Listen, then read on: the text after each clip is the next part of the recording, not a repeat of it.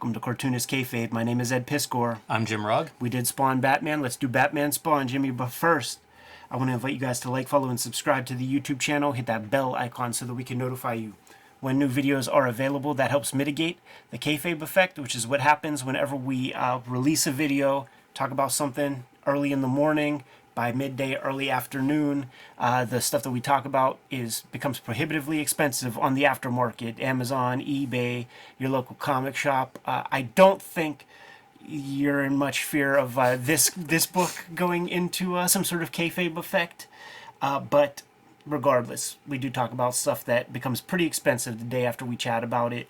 Also, if you watch these videos to the very end, that pushes our video content out to other YouTube viewers who dig comics, helps us grow our subscriber base. It's something we appreciate a lot, and we still have a long road to go, man, because we only have 62,000 subscribers, and we've really been shooting for a goal of 6.2 million subscribers on the YouTube channel. Also, Jimmy and I are going to be at Heroes Con in Charlotte, North Carolina at the end of the month. So if you are going to be there, if you are in the Kayfabe audience, and if you have one of those Cartoonist Kayfabe shirts, we need to see you fly the flag when we're there at the convention center there in Charlotte, North Carolina. Jimmy, without further ado, let's crack open Batman Spawn. Give a look at Klaus Jansson's artwork.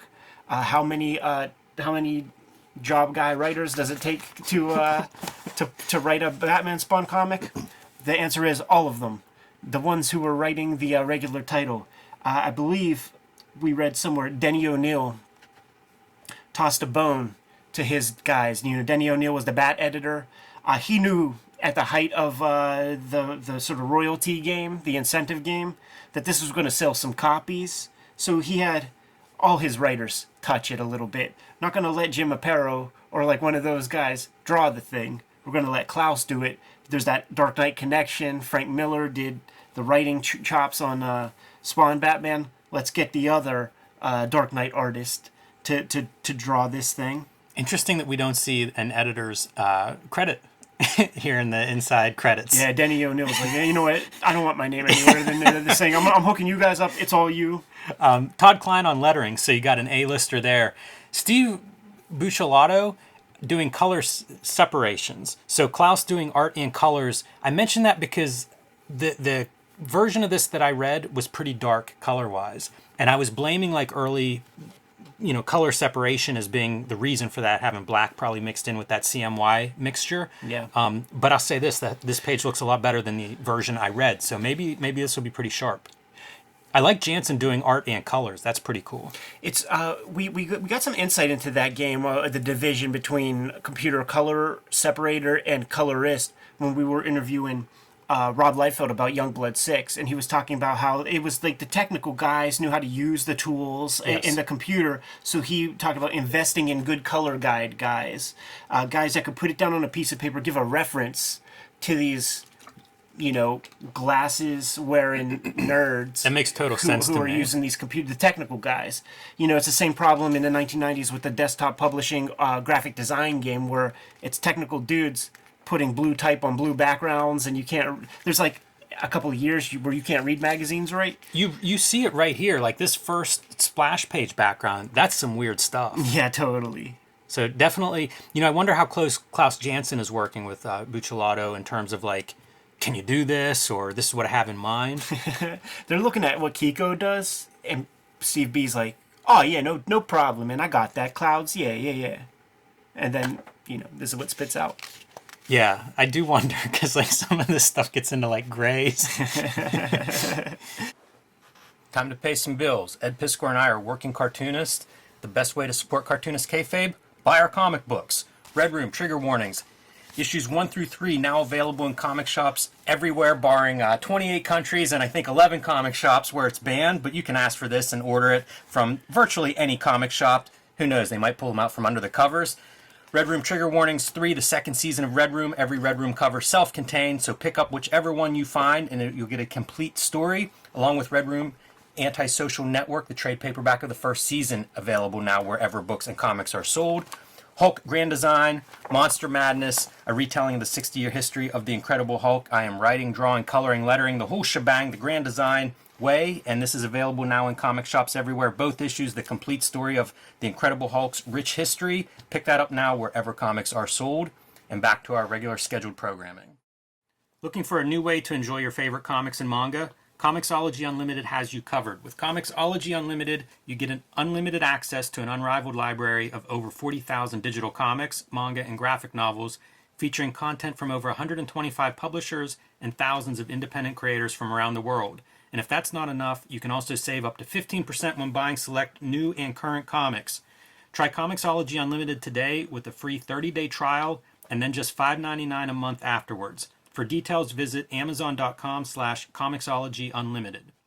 Does this comic place Gotham City in North Carolina? Huh, I didn't even think about that. Because this is Roanoke Island, North Carolina. I went down a rabbit hole of reading about I guess I never thought about it before reading this. The first time I read it was for this channel. Had this comic for forever.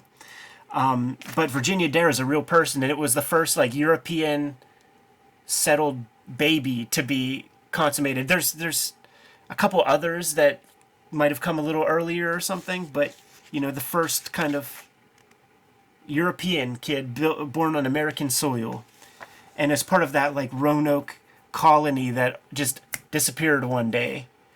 And this is the part where it's like, are you telling us that Gotham is in North Carolina? It really looks that way, right? Yeah, I think we're learning some things. Never thought of that. How about that cityscape, dude? Klaus, the cool thing about Klaus doing this whole piece is you can really see what his contribution is to the ink game with Frank Miller and stuff. When you see this, you see cityscapes that kind of have that sporadic kind of energy. Yeah, he's amazing. I was reading this and I was thinking, why didn't he just be a pencil? Why would he ink other people's work? Yeah. Because clearly he doesn't need to do that. So then it made me wonder, next time we talk to him, that would be something I'd be curious about. I do want to speak to him again soon and go through some comics with him. Yeah, it'd be great. A lot of dirigibles in the Gotham City. What's the function of those other than just tourist sightseeing type stuff? Is that it? It makes me wonder if this is supposed to be some sort of alternative world or something. If Spawn is in there with Batman, if that gives you some leeway in terms of, I don't know, it's in the Gotham cartoon being somewhere odd. It's in the cartoon. There's always blimps and stuff. It's hard to interpret that as anything but Watchmen in a DC comic. And it feels old-timey. It roots Gotham City into some throwback 1920s type shit. So we got a guy here trying to track somebody down. Yeah. And of course it's Bruce Wayne, incognito, and getting a hot tip on the guy he's looking for. Interesting proportions on this Batman, huh? I really like the leg muscles here. That looks like an extra teardrop, the teardrop, the inside leg muscle. Uh-huh. It looks like that's an extra one or something, but because it feels like that's what this is. But you have two of them. Having the radial blur, just it feels so much rounder and things. But yeah, I think looking at that Batman is about where I come on board and go, oh yeah, why does this guy doesn't need a penciler? Right. He should just pencil everything he does. I can't tell you how offended I was, man, by anybody's interpretation of Spawn other than Todd McFarlane's, when I was a kid. And I saw this and I'm like, that is not a good meatball head Spawn. I freaking love it. Yeah, I was going to say, man, it looks good to me now. But you're right, I didn't buy this back then, so I must have passed some hard judgment. Came in a 2-pack at Toys R Us for me. This and Spawn Batman. I wonder if this cityscape is coming out of a photo reference, because there's a severe angle on that. I love how it looks. I can't imagine making that up. I mean, it is, I feel like it's a manageable 3-point perspective. Where the vanishing point isn't that far down, I don't know, it looks cool. It does look cool. And you have, the curve of the damn Earth. Right, yeah. And I wonder if this building is referenced, from something real, because you see it in several angles, and it has a lot of the same pieces. Yeah, it could be. There's also, there's a lot of drawing in this comic. Yeah. And I wonder if that's conscious. We're getting detailed backgrounds on things.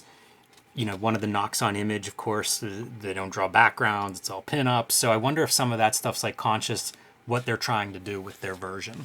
Some more of that Ollie Optics wannabe color on the back there. I like that color. I think that's a pretty good effect. It's interesting to see... Because I think he's inked those clouds. Yeah. You know, like they're being treated like color holds.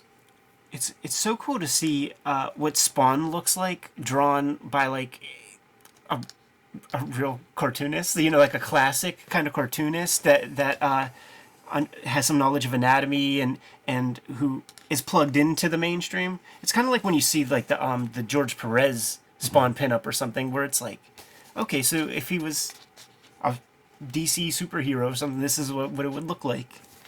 This is a great color choice. You wonder if he has that in mind whenever he's when he's drawing it. Right? He does that shit, you know, like he will do that. It's just decimating your head because it's the 1990s. This is as naughty as like DC. Like this was probably a conversation because DC is so square, you know, and it's like, fuck it, go ahead. Yeah, they had to lean into it. They're gonna have enough trouble competing with Frank Miller and Todd McFarlane. Like, you can't make it PG. And this is the story is that's Al Simmons. That's in the past, right? That's Yeah. Al Simmons shooting this guy who was going to be the architect, or who is the architect of this building. Yes. Some of the Biff Bam Pow kind of fight sequences, like nothing, right? Just dusting these dudes. Little Terry and the Pirates.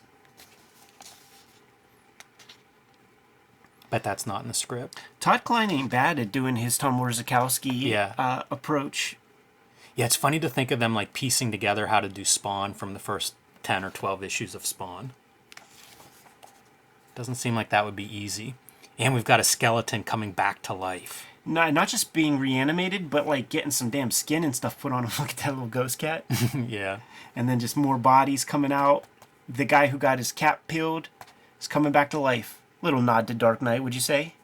Sure. A little bit. Yeah. A little bit.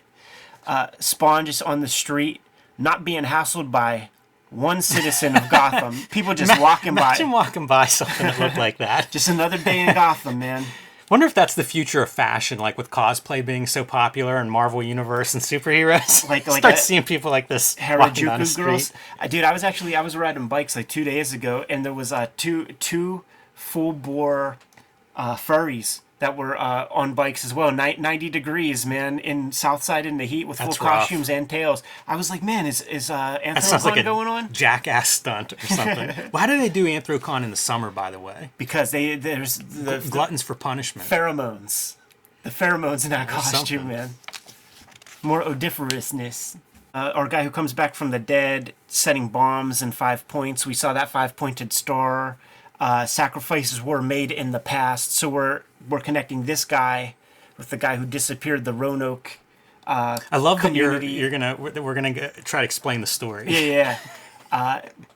So he sacrificed 100 people, a community of 100 people some years back. Now he's gonna sacrifice a couple thousand. That's right. That's the whole deal.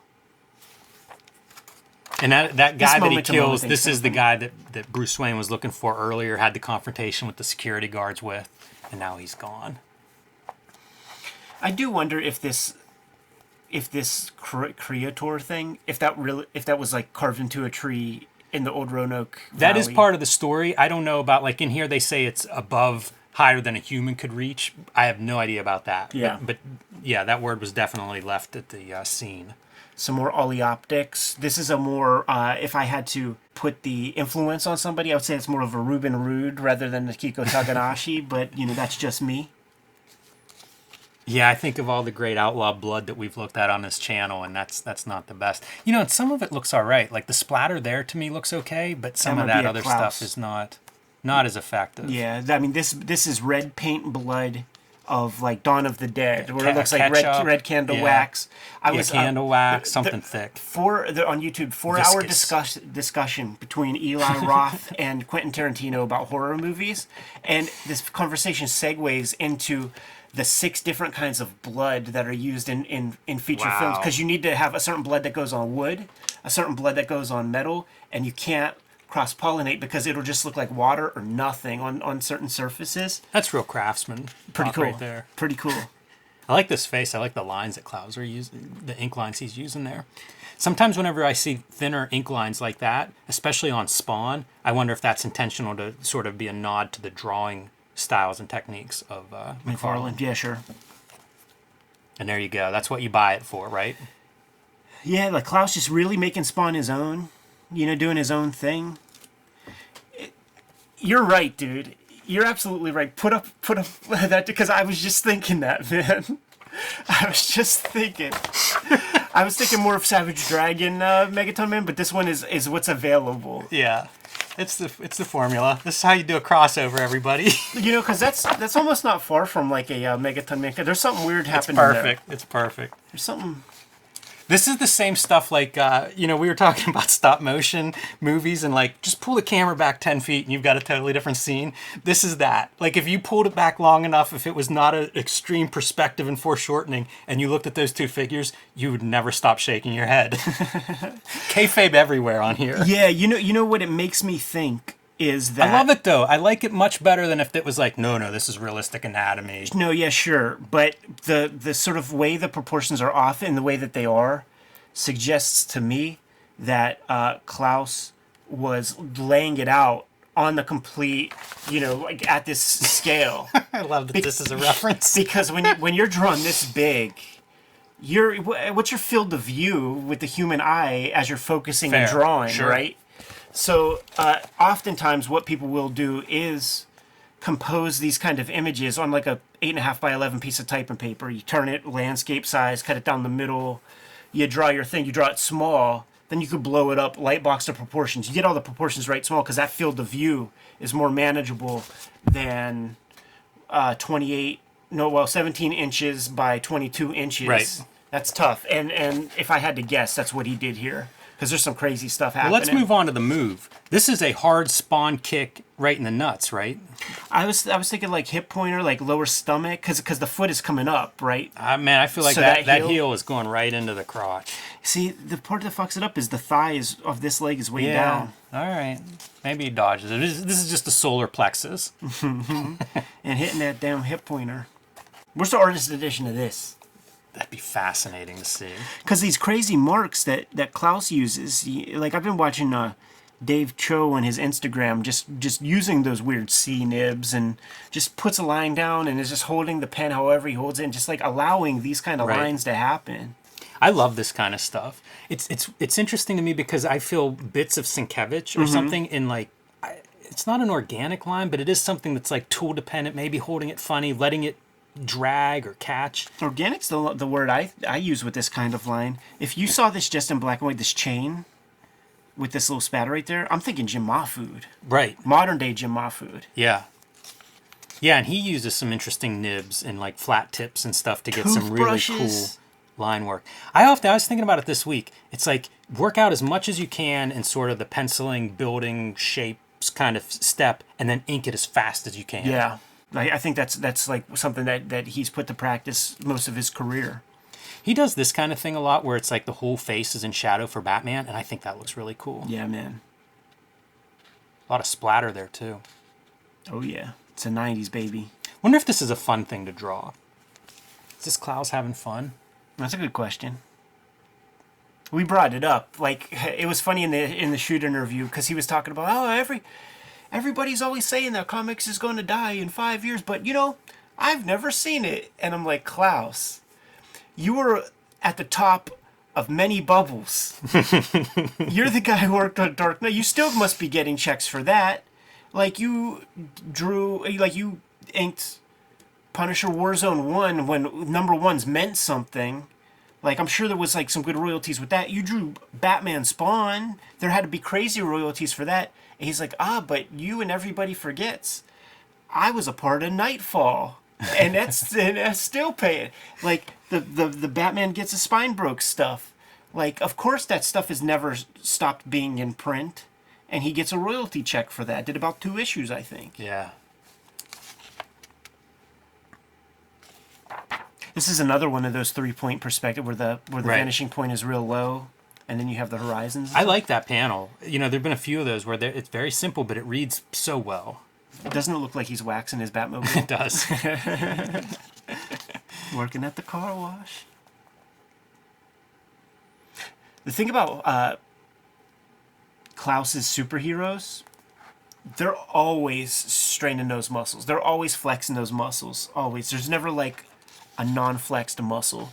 I love he has to create like the some kind of visual demo. Like, look how this star fits over the map. And we're back to like 6th grade arts and crafts. It's always, he is the Dark Knight detective. You always gotta have your little detective piece. Looks like Spawn filling in the gap. Well, Spawn is a government secret agent. You know? That's true. Very It's got a little smart. extra. It's so funny to say government secret agent and then cut to this scene. It's just like kayfabe secret agent stuff. Totally. Green keyboards and shit. The X-Files. Love it. Oh boy. There it is, dude. This is Straight out of From Hell. satanic. More dirigibles visible, though. And of course, he's a tool of Satan. He was born with red hair. I don't think you get that coloring effect if you're not the artist. It's a bold choice, you know? It's a pretty bold choice. And I bet you half the time the colorist gets bitched at then by the artist, so they're probably like, you know what? Straightforward. There is a chilling effect, for sure. For sure. But when you see this hard stuff, like, there's many examples in old mechanical comics that have, like, that cast lighting. Oh, yeah, people do it. But I think it works really well. But I Yeah. just think that like, I could see people also not doing it. Mm-hmm. Maybe it depends how rushed the colorist is, too. You know, if they have some time to think about what they're doing, maybe they go for it. How about our Walking Dead here, dude? Cutting in trees with white media. Here's your full moon zine right up there. Yes. That's a nice page. There's a lot of cool stuff going on there. Totally. That's the kind of page like in old school comics publishing, you could recycle that into a good horror comic. Go totally different direction. Right. Yeah. Use it twice. Paste up your lettering so you can use it again. Good money shot over our two title characters. This looks all Steve Buccellato, huh? Like, I don't recognize very many Clausian marks. Yeah, I think those starbursts are done in color. I always take this for granted, too. Like, Klaus does such good buildings. Yeah. And they're often, you know, like, you don't, as a fan, I didn't spend much time on a panel like that, but it looks really good. If you do stop and look, it's like, oh, yeah. How about Yeah, it's that great. move, man? Hitting them with the Aussies. Blinded him. With Ronnie James Dio's right in the jibs. Man, quite a wind-up for it, too. But it didn't go in deep enough, man, because the dude's still alive. His eyes are just taxed. That's a pretty wild. There's a lot of drawing throughout this issue that I'm impressed by. A POV shot of Spawn looking down at his codpiece.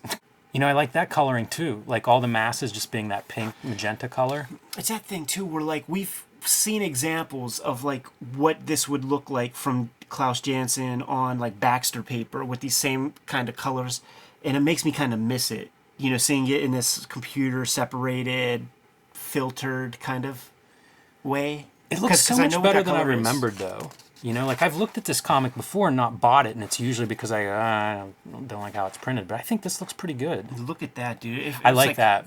Like Kurtzman or something. It's just a curved hand just banging down on a button. Yeah, even the Spawn design on there though almost looks like some religious symbol. Mm-hmm. Look at it. It really is an evolution of Kurtzman. Mm-hmm. This kind of He uses these big fat lines, Klaus Janson, I mean, which I associate with Kurtzman. I like that big fat line. And man, that guy's occult powers back from the dead, just destroying Batman. he ain't playing. No. He ain't playing at all.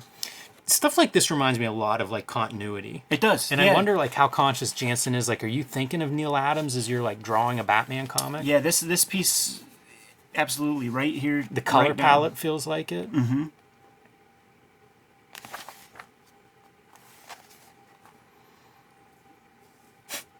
It's so ridiculous. Klaus, he's a real storyteller, man, and he's not in the game to like sell splash pages and stuff. You know what I mean? Like imagine if one of the image dudes was working on this page. It would be this giant Spawn, and that dragon would be like in the background somewhere. Like that is what's cool about seeing a tried and true cartoonist like play with that character, because he handles it earnestly. You know, like the cape has reasonable drapery. Yeah, it's nice. It's very exaggerated. It feels like a Spawn cape, but it doesn't feel like a McFarlane Spawn cape. Right. This Todd Klein lettering is off the chain also, man. He just creates fonts. Like, he just creates new typesets whenever he needed. Like, he never used this anywhere else, probably. Bad mother effer, dude.